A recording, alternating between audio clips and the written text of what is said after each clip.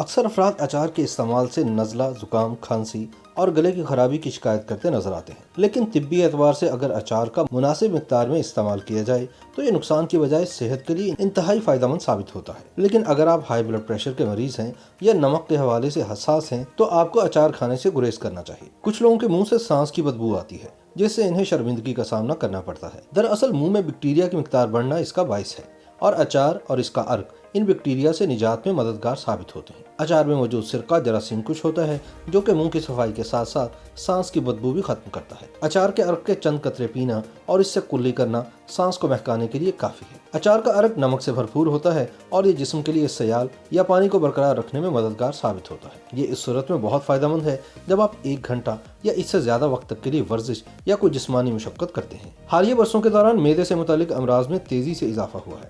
اگر آپ کے پاس خمیری اچار موجود ہے تو اس کا عرق پینا نظام ہاضمہ کے مسائل سے بچاؤ میں مددگار ثابت ہوتا ہے۔ ایک تحقیق کے مطابق اس عرق میں موجود پرو بایوٹکس معدے میں موجود صحت کے لیے فائدہ مند بیکٹیریا کی نشو و نما اور صحت مند توازن کی حوصلہ افزائی کرتے ہیں۔ اچار کے عرق سے وٹامن سی اور ای جیسے اینٹی آکسیڈنٹ جسم کو ملتے ہیں۔ ایک ہسپانوی تحقیق کے مطابق یہ اینٹی آکسیڈنٹس بیکٹیریا، وائرس اور پیراسائٹس وغیرہ سے لاحق ہونے والے انفیکشن سے تحفظ دیتے ہیں، جبکہ جسم میں موجود فری ریڈیکل سے ہونے والے نقصان سے بھی مالیکیولز کو بچاتے ہیں۔ ایک طبی تحقیق کے مطابق اچار کا عرق جسمانی وزن میں کمی کے ہدف کے حصول میں مدد دے سکتا ہے، جس کی وجہ اس میں موجود سرکہ ہے۔ سرکے میں موجود ایسیٹک ایسڈ جسم کی نشاستہ کو ہضم کرنے کی صلاحیت میں مداخلت کرتا ہے اور وہ کم کیلوریز کی شکل میں دوران خون کا حصہ بنتا ہے، جس سے موٹاپے سے بچنے میں مدد ملتی ہے۔ ہائی بلڈ پریشر لیول ذیابیطس ٹائپ 2 کا باعث بن سکتا ہے، جبکہ دیگر امراض کا خطرہ الگ لاحق ہوتا ہے۔ سرکہ بلڈ شوگر لیول کو کم کرنے میں فائدہ مند ثابت ہوا ہے، جو کہ انسولین کے لیے جسمانی رد عمل کو بہتر کر کے بلڈ شوگر لیول کو کھانے کے بعد ڈرامائی حد تک کم کرتا ہے۔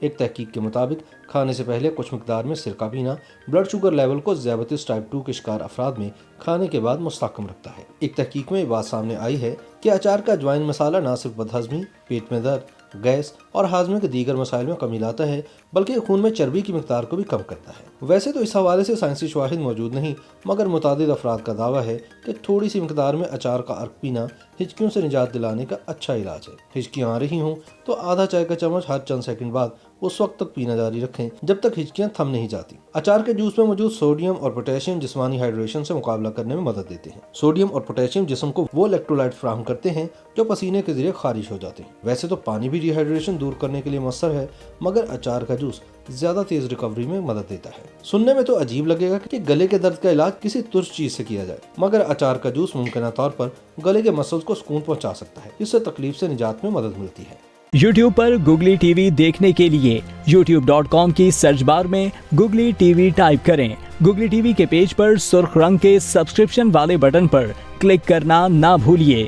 YouTube پر اپلوڈ ہونے والی ویڈیو سے باخبر رہنے کے لیے بیل آئیکن پر کلک کیجیے۔ آپ کو ہر نئی آنے والی ویڈیو کے بارے میں نوٹیفیکیشن موصول ہو جائے گا۔